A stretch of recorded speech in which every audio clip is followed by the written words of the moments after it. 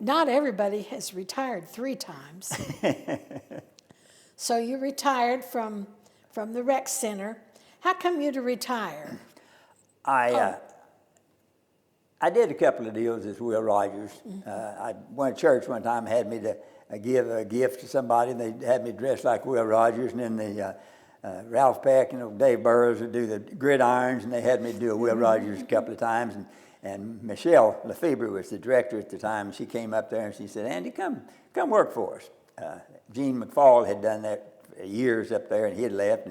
And so she tried 2 different times. So finally I said, "Well, I might give it a try." And I said, "Okay," after they told me what I'd be doing. I said, I'll just quit at the rec center. And I loved the rec center. I said, I'll just start doing that part-time. So I came up to the memorial, and I'd meet the buses and go on. Most of the tour buses, you get on the bus and talk to them. And so I finally asked one time, I said, why don't we bring them inside and let me talk to them in that theater? We had that great little theater there. So I kind of got a deal started where I'd talk to them, and then we'd show them a little video, and they seemed to like it.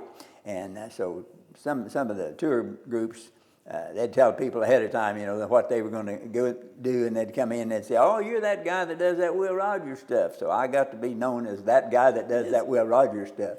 And I loved it. It was a ball. It was just a real ball. Do you remember what year you went up there? I think it was 04, I think. That was what I was thinking. We went the same year, I believe. Yeah, you started before I did. You lasted longer just to beat me. Well, I was there 20 years. Right. So I stayed 20 years. Well, I went in March of 04. I stayed pretty regular there for about 17 years or 18 years, and then I'll still do a thing every once in a while, too.